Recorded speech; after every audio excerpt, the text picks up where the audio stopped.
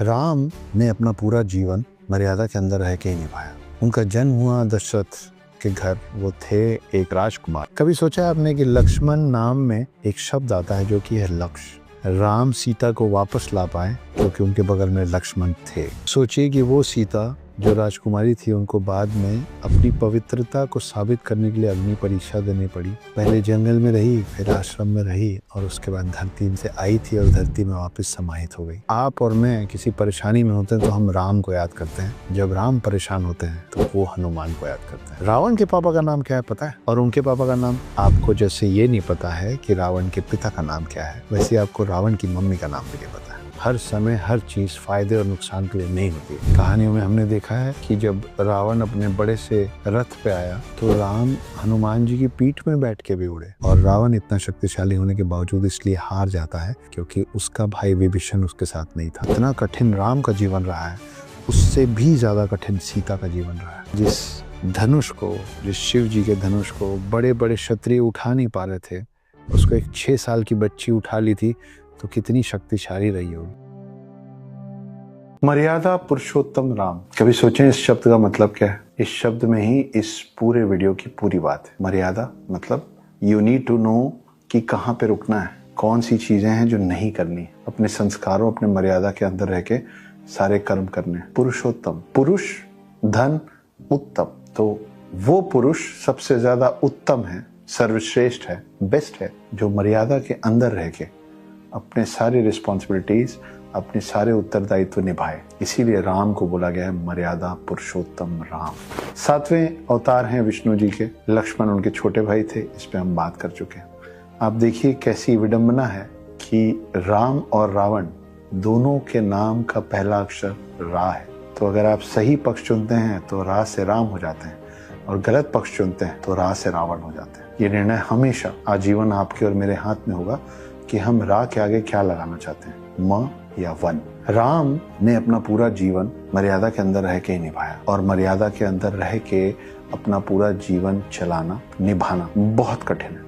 देखिए राम का जीवन क्या है, हम क्यों भगवान मानते हैं उनको, हम क्यों पूजते हैं उनको। उनका जन्म हुआ दशरथ के घर, वो थे एक राजकुमार, मगर जैसे ही उनका विवाह हुआ उनको 14 साल के लिए वनवास जाना पड़ा। सुनने में लगता है कि ठीक है, जंगल में ही तो रह रहे थे, आसान नहीं होता। और उस समय का जंगल सोचिए कितनी कठिन परिस्थितियां रही होंगी। ना कोई साथ देने वाला, ना कोई आर्मी, ना कोई सेवक, ना कोई घर, कुछ नहीं, नंगे पैर, एक जोड़ी कपड़े में, एक रिस्पॉन्सिबिलिटी जो कि सीता को लेके अपने एक भाई लक्ष्मण के साथ अपने पिता का वचन निभाने के लिए वो व्यक्ति अपना क्लेम्ड राजपाट छोड़ के आगे बढ़ गया। लड़ सकते थे, कह सकते थे कि मैं सबसे बड़ा ज्येष्ठ पुत्र हूं। आखिरकार पूरी महाभारत हुई तो इसी बात पे थी ना, एक सिंहासन के नाम पे। तो ये थे राम, जिन्होंने त्रेता युग में एक बहुत बड़ा युद्ध टाल दिया, सिर्फ ये कह के कि मेरे पिता दशरथ का एक वचन है और वो निभाने के लिए मैं यहाँ से जा रहा हूँ। नहीं तो महाभारत जिस सिंहासन के लिए 2 भाइयों में, कौरवों और पांडवों में युद्ध हुआ था, ये तो राम और लक्ष्मण में या राम और भरत में भी हो सकता था। पर समझदारी थी राम की, जिन्होंने कहा कि मुझे नहीं लड़ना, मैं जा रहा हूँ। 14 साल वनवास काटने बिना गलती के अपनी समकक्ष के साथ और अपने एक छोटे भाई के साथ आसान नहीं था। उसके ऊपर और विपदाएं कि पत्नी को कोई और ले गया। सोचिए, एक क्षत्रिय जो ऑलरेडी जंगल में जूझ रहा है, उसकी पत्नी को कोई किडनैप करके ले जाए, तो आप अपने जीवन में अपना जीवन साथी कैसा चाहेंगे? ये चाहेंगी कि कोई इजी ऑप्शन ढूंढ ले और इतने दूर आपके लिए ट्रैवल ना करे अगर आपके साथ कुछ गलत हो जाए, या वो राम चाहेंगी जो समंदर पार करके आए आपकी रक्षा के लिए, आपका साथ देने के लिए। तो इसलिए बहुत ज़रूरी है कि आप अपने जीवन साथी जिसको चुन रही है, खास तौर पे महिलाओं के लिए, उसमें देखिए कि वो मर्यादा के अंदर रह के काम करता है कि नहीं, आपको तू बोल के बुलाता है या आप बोल के, गुस्से में शांत रहना सीख पाया है या नहीं, या गुस्से में सामान फेंक रहा है, गालियां दे रहा है। ये फर्क है रा से राम और रा से रावण का। तो राम का जीवन आसान नहीं था। आगे बढ़े, हनुमान जी का साथ मिला, समंदर पार करने के पहले हाथ जोड़ के समंदर से रिक्वेस्ट की कि मुझे रास्ता दे दीजिए, जबकि उनको मालूम था कि वो तीर निकालेंगे और ऐसे भी पूरा समंदर सोख सकते हैं। शक्ति होने का मतलब ये नहीं होता है कि उसका इस्तेमाल करना जरूरी है। पैसा होने का ये मतलब नहीं होता है कि उसको इधर उधर खर्च करना जरूरी है। कार होने का मतलब ये नहीं होता है कि उसको बहुत तेज चलाना जरूरी है। जिम्मेदारी से इन सब चीजों को खर्च करना सीखिए, चाहे वो आपकी उम्र हो, आपके लोग हो, आपका पैसा हो या आपकी शक्ति हो। तो राम ने पहले हाथ जोड़ के समंदर से ये रिक्वेस्ट की, ये विनती की कि मुझे रास्ता दे दीजिए, और अस्त्र शस्त्र तब निकाले जब समंदर ने उनकी बात नहीं मानी। राम ने रावण के पास भी ये विनती भिजवाई थी कि मैं तुमसे युद्ध नहीं करना चाहता हूँ, तुम एक ब्राह्मण हो, तुम शिव के भक्त हो, मैं भी शिव का भक्त हूँ, दो शिव के भक्त आपस में लड़े ये सही नहीं है, मेरी पत्नी लौटा दो, मैं यहाँ से वापस चला जाऊंगा। तो चाहे समंदर हो या रावण, युद्ध के पहले और ये जानते हुए कि मेरी क्षमता है कि मैं उसको हरा दूंगा, उसको मार दूंगा, उसको युद्ध में परास्त कर दूंगा, हमेशा राम ने पहले हाथ जोड़ के युद्ध को टालने की कोशिश की। ये पूरा भारत देश भी बार बार यही कर रहा है, क्योंकि हम राम राज में रहते हैं, हम उस देश में रहते हैं जो कभी राम का था।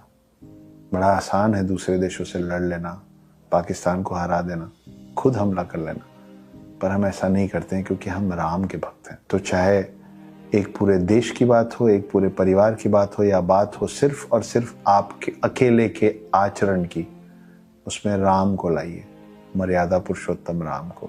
इसीलिए उन पे पूरी जो कहानी लिखी हुई है उसको कहा गया रामचरित्र मानस। वो मानस, मानस मतलब मनुष्य, वो मानस जिसका चरित्र, जिसका कैरेक्टर राम के जैसा होगा, वो बनेगा रामचरितमानस। तो राम की उन क्वालिटीज को अपने अंदर डालने की कोशिश कीजिए जिसकी वजह से राम राम बने, एक अच्छे पुत्र बने, एक अच्छे भाई बने, एक अच्छे जीवन साथी बने, एक अच्छे राजा बने। आप बिजनेस करते हैं तो आप उस बिजनेस के राजा हैं। आप अपने घर में हेड ऑफ द फैमिली हैं तो आप उस परिवार के राजा हैं। आप चाहे 1 लाख लोगों के राजा हैं, 10,000 लोगों के राजा हैं, 10 लोगों के राजा हैं, या सिर्फ खुद के राजा हैं, उसमें राम का चरित्र आना जरूरी है। छोटों को बहुत सारा प्रेम देंगे तो मान मिलेगा, बड़ों को बहुत सारा मान देंगे तो प्रेम मिलेगा। बस इतना ही है लेन देन पूरी दुनिया का। और ये भी सिखाते हैं राम, जिसने अपने पिता दशरथ का मान रखने के लिए अपना राजपाट छोड़ दिया और अपने छोटे भाइयों की खुशी के लिए आगे बढ़ गए। तो राम बनी रा से, रावण नहीं। शेषनाग की कहानी सुनेंगे या लक्ष्मण जी की? वही लक्ष्मण जी राम जी के भाई। अजीब सवाल है ना, कहाँ शेषनाग की कहानी, कहाँ लक्ष्मण की कहानी, दोनों एक ही है। शेषनाग ही लक्ष्मण थे। तो पीछे की कहानी कुछ ऐसी है कि विष्णु जी के 7वें अवतार यानी राम जब रावण का वध करने और पृथ्वी से सारे पाप मिटाने के आने वाले थे, तो शेषनाग ने कहा कि प्रभु हम भी चलेंगे। तो राम ने बोला चलो, छोटे भाई बन के चलो, लक्ष्मण बन के चलो। और इस तरीके से राम के साथ मतलब विष्णु के साथ आए लक्ष्मण मतलब शेषनाग।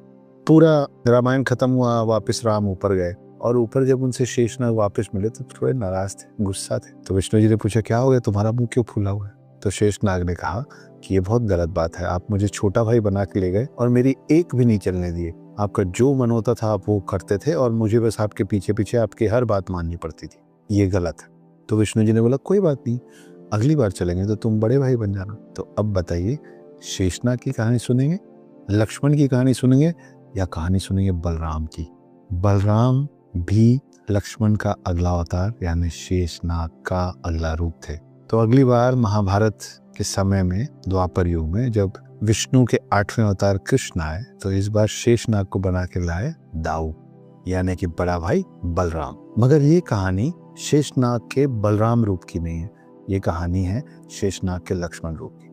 कभी सोचा है आपने कि लक्ष्मण नाम में एक शब्द आता है जो कि है लक्ष्य? ये समझ लीजिए कि अगर आपका भाई आपकी तरफ है तो आप अपना लक्ष्य जरूर प्राप्त कर लेंगे। You will achieve your goal, your mission if your brother is standing with you. आपका भाई आपकी तरफ है तो।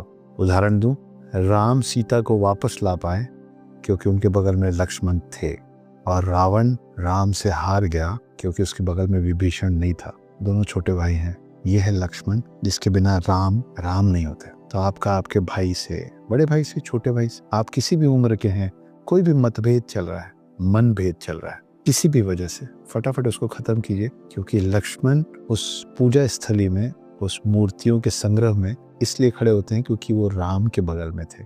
और राम राम इसलिए बने क्योंकि उनके पास लक्ष्मण थे। दो भाई एक दूसरे के बिना अधूरे ही होंगे। तो यदि आपका छोटा भाई है तो उसके लिए बनिए बलराम, साथ दीजिए उसका। और अगर आपका बड़ा भाई है तो उसके लिए बनिए लक्ष्मण, साथ दीजिए उसका। तो आप छोटे भाई हैं, बड़े भाई हैं, साथ होना जरूरी है। अगर दो भाई साथ होंगे तो रावण को भी हरा लेंगे, और दो भाई अलग होंगे तो रावण जैसा विद्वान शक्तिशाली व्यक्ति भी हार जाएगा। सिर्फ फर्क एक है, भाई का होना और भाई का ना होना। निर्णय आपका है। लक्ष्मण जी की कहानी आपने वो वाली सुनी होगी जिसमें उन्होंने लक्ष्मण रेखा खींची थी। सारे ग्रंथों में ऐसा नहीं लिखा हुआ है कि लक्ष्मण जी ने लक्ष्मण रेखा खींची थी, लेकिन उसका एक सांकेतिक मतलब है। सांकेतिक मतलब यह है कि हम लोगों को पता होना चाहिए अपने दायरे। मर्यादा पुरुषोत्तम राम के भाई में भी मर्यादा की समझ उतनी ही थी। उनको पता था कि चाहे आप पर्सनल लाइफ में हो या सोशल लाइफ में हो, वर्क लाइफ में हो या फैमिली लाइफ में हो, हर चीज में एक मर्यादा जरूरी है और मर्यादा का उल्लंघन नहीं होना चाहिए। लक्ष्मण की खींची हुई वो रेखा इस बात का प्रतीक है कि आपको कभी भी मर्यादा की चौखट नहीं लांघनी चाहिए, ना पर्सनल लाइफ में ना पब्लिक लाइफ में। तो अपने दायरे में रहिए, सही काम कीजिए, अपने भाई के बगल में लक्ष्मण बन के खड़े रहिए अगर आपका बड़ा भाई है तो। बस इतनी सी थी कहानी। पैसा और संस्कार दो अलग अलग चीजें हैं। जरूरी नहीं है कि किसी के पास बहुत पैसे हों तो उसके संस्कार भी अच्छे होंगे। जरूरी नहीं है कि किसी के बहुत अच्छे संस्कार हैं तो वो अमीर ही हो। इनको मिक्स मत कीजिए। और ज्यादा पैसा आने से अपने संस्कारों को मत छोड़िए। क्यों कह रहे हैं सब? क्योंकि मैं आपको बताने वाला हूँ सीता मैया का जीवन। राजकुमारी थी, जानकी भी नाम था सीता का। क्यों था जानकी नाम? क्योंकि उनके पिता का नाम था जनक। वो जनक पुत्री थी इसलिए उनको जानकी कहते थे। लेकिन वो जनक की पुत्री होने के बावजूद उनकी पुत्री नहीं थी, क्योंकि वो निकली थी जमीन से, धरती से निकली थी। धरती में एक क्रैक था, उस क्रैक से सीता निकली थी। जो सीता शब्द है उसका अंग्रेजी शब्द है फ्यूरो, फ्यूरो भी बोलते हैं। ये तो मैंने आपको बता दिया कि सीता के पिता का नाम राजा जनक था, पर राजा जनक का जो राज्य था उसका नाम था मिथिला। इसीलिए सीता जी का एक और नाम पड़ा और वो है मैथिली। सोचिए कि जैसे राम का जीवन था राजा दशरथ के राजकुमार के तौर पे, प्रिंस के तौर पे, वैसी एक राजकुमारी थी सीता, राजा जनक की पुत्री बनके। पर उसके बाद हम आज जो बड़े आराम से बार बार बोलते हैं राम लक्ष्मण सीता, राम लक्ष्मण सीता, सोचिए कि जितना कठिन राम का जीवन रहा है उससे भी ज्यादा कठिन सीता का जीवन रहा है। मर्यादा में रही उसके बावजूद। इसी वजह से आज राम के साथ साथ सीता की भी पूजा होती है। मर्यादा में रहना और पूजनीय बनना आसान काम नहीं है, ना भगवानों के लिए और ना इंसानों के लिए। वो राजकुमारी जब शादी करके, स्वयंवर करके, और शक्तिशाली कितनी थी? शक्तिशाली इतनी थी कि 6 साल की उम्र में परशुराम और अपने पिता राजा जनक के सामने पिनाका धनुष को एक हाथ से उठा दिए थे। वही पिनाका धनुष जिसको सीता 6 साल की उम्र में उठाई थी, स्वयंवर में अच्छे अच्छे क्षत्रिय हिला नहीं पा रहे थे। और उसी पिनाका धनुष, शिव जी का धनुष, ये वही धनुष है जिसपे प्रत्यंचा चढ़ाने के लिए राम उठाए और राम के हाथ से वो टूट गया। तो सोचिए कि जिस धनुष को, जिस शिव जी के धनुष को बड़े बड़े क्षत्रिय उठा नहीं पा रहे थे, उसको एक 6 साल की बच्ची उठा ली थी, तो कितनी शक्तिशाली रही होगी। राजकुमारी थी इसलिए उनको वॉरफेयर, युद्ध, विद्या, बाकी सारे उस समय के ग्रंथ, वेद, पुराण सब पता थे। मतलब उस समय के हिसाब से नॉलेजेबल भी थी और एजुकेटेड भी। उसके बाद उनका स्वयंवर होता है, राम जी से शादी होती है, और शादी के बाद बस अब जब राम राजकुमार से राजा बनने वाले होते हैं, दशरथ के एक वचन के कारण राम को जाना पड़ता है वनवास। राम जी ने कई बार कहा था सीता से कि आप राजकुमारी हैं, आप क्यों मेरे पिता के वचन के कारण 14 साल वनवास काटेंगे? आप रहिए महल में, मैं 14 साल बाद वापस आ जाऊंगा। पर एक अच्छी जीवन साथी, एक अच्छी समकक्ष, बात सिर्फ जीवन साथी की नहीं, आप अपने मित्र का भी साथ देते हैं तो उसके थिक एंड थिन दोनों में देते हैं, उसके अच्छे और बुरे दोनों में देते हैं। सीता ने निर्णय किया कि राजपाट और महल का सुख, चैन, आराम छोड़ के अनगिनत दास और दासियों से सब कुछ करवा सकने वाली सीता राम के साथ और लक्ष्मण के साथ 14 साल भटकने चली गई वनवास में। खुद घर बनाई, रोज खाना बनाई, नंगे पैर चली, कांटे चुभे, भूखी भी सोई ही होगी। इन सब के बीच में फिर रावण वाला कांड हो गया, जो कि आपको पता ही है। तो रावण के कांड में डिटेल में नहीं जाऊंगा, मैं मान के चल रहा हूँ कि आप लोगों को वो पता होगा। रावण सीता को उठा के ले गया, अशोक वाटिका में रखा, लेकिन सीता ने रावण को कभी हाथ लगाने नहीं दिया खुद को। जैसे राम थे, जबकि राजा दशरथ की 4 पत्नियां थी, उसके बावजूद राम की सिर्फ एक पत्नी थी। राम सिर्फ एक से प्रेम करते थे और वैसी सीता भी सिर्फ एक से प्रेम करती थी। She was a one man woman. तो उन्होंने रावण को हाथ नहीं लगाने दिया। रावण को उसका श्राप याद दिलाया गया कि अगर किसी भी पराई स्त्री को, महिला को उसकी इच्छा के विरुद्ध हाथ लगाओगे तो तुम्हारे सर के कई टुकड़े हो जाएंगे। अशोक वाटिका में रावण ने हर तरीके से प्रलोभन देने की कोशिश की, ये समझाने की कोशिश की कि राम से ज्यादा मैं आपको प्यार करूंगा, मैं आपका ख्याल रखूंगा, उससे ज्यादा सोना दूंगा, उससे बड़ा महल दूंगा, उससे ज्यादा मान दूंगा। सीता ने वहां पे भी अशोक वाटिका में पेड़ के नीचे रहना चुना, महल में जाके नहीं। फाइनली राम यहाँ आए, सीता जी को वापस लेके गए, खुद राजा बने और उसके बाद एक धोबी जो कि प्रजा का हिस्सा था, उसने उंगली उठा दी सीता पे, जिसकी वजह से राम को सीता जी को फिर दूर करना पड़ा। तो सोचिए कि राम का जीवन उस 14 साल के वनवास के बाद फिर भी महलों में था, लेकिन सीता फिर जाके एक आश्रम में रहने लग गई जहां उन्होंने 2 पुत्र जन्मे, लव और कुश।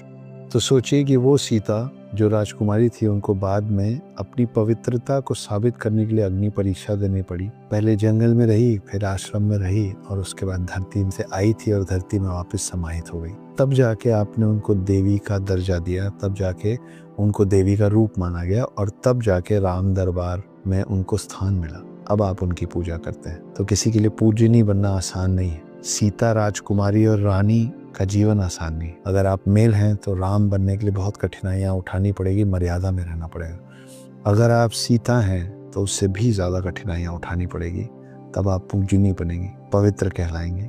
और अगर आप किसी के छोटे भाई हैं तो सिर्फ राम का सम्मान नहीं, सीता का भी सम्मान करना पड़ेगा। जब रावण सीता को ले गया था तो सीता जाते समय अपनी अंगूठी, अपनी बिछिया, अपनी पायल, सब चीज़ों को रास्ते में गिराती हुई गई थी, ताकि राम और लक्ष्मण ये समझ सकें कि किस तरफ, चारों दिशाओं में किस तरफ रावण या जो भी उसको लेके गया है, क्योंकि राम और लक्ष्मण को नहीं मालूम था कि रावण लेके गया है। तो जब ये सारी चीजें मिल रही थी तो कुछ वानरों ने सीता मैया की बिछिया और पायल लाके लक्ष्मण को दिया, और लक्ष्मण ने जब उनको देखा तो उन्होंने बोला कि ये तो मेरी माँ के हैं, क्योंकि ये माना गया है कि लक्ष्मण ने सीता जी का चेहरा ही नहीं देखा था। लक्ष्मण सीता जी को सिर्फ उनके चरणों से पहचानते थे, उनकी बिछिया और पायल से पहचानते थे। तो आपके और मेरे कल्चर में, आपके मेरे धर्म में भाभी माँ समान होती है।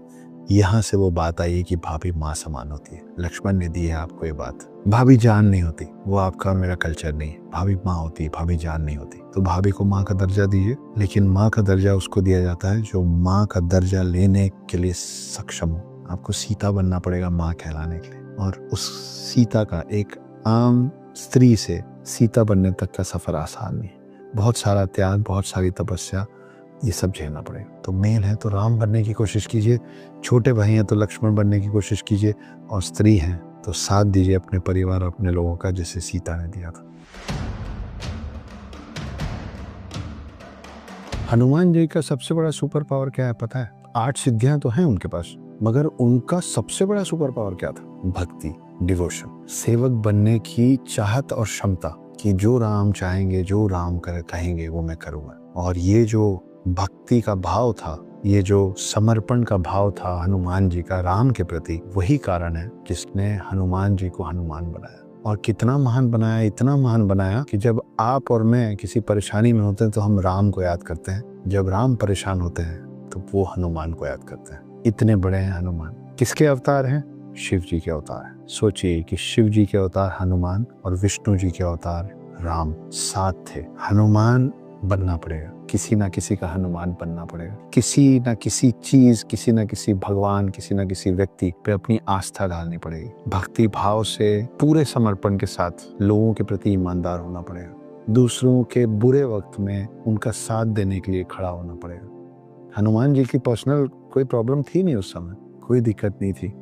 वो युद्ध जो राम जी की तरफ से, राम जी के पक्ष से लड़ने हनुमान गए थे, वो युद्ध हनुमान का नहीं था। तो हमको सेल्फिश होना बंद होना पड़ेगा। हर समय सिर्फ ये सोचना कि ये मेरा युद्ध नहीं है, इसमें मेरा क्या काम है, कोई युद्ध हारे या जीते उसमें मेरा क्या नुकसान या क्या फायदा है। हर समय हर चीज फायदे और नुकसान के लिए नहीं होती है। वो जो आप पूरा राम दरबार देखते हैं ना, उसमें लक्ष्मण इसलिए खड़े हैं क्योंकि वो भाई का फर्ज निभा रहे थे, सीता इसलिए खड़ी हैं क्योंकि वो राम जी की समकक्ष थी, पर हनुमान उस तस्वीर में उस राम दरबार में इसलिए होते हैं क्योंकि वो सेवक थे, उनका राम जी से कोई नाता नहीं था। तो जिसके भी प्रति आपके मन में सम्मान आए, आदर आए, भक्ति आए, उनका साथ कभी मत छोड़िए। अच्छे समय में तो सब लोग सबका साथ देते हैं, पर हनुमान जी राम दरबार का हिस्सा इसलिए नहीं बने क्योंकि राम राजा बने। हनुमान जी राम दरबार का हिस्सा इसलिए बने क्योंकि राम जी के बुरे समय में हनुमान उनके भक्त, उनके मित्र, उनके साथी, उनके संकट मोचन, राम जी के संकट मोचन बन के खड़े थे। और जब आप किसी को भक्ति भाव से प्रेम करते हैं तो उनके लिए जो बनना पड़ता है आप बनते हैं। कहानियों में हमने देखा है कि जब रावण अपने बड़े से रथ पे आया तो राम हनुमान जी की पीठ में बैठ के भी उड़े।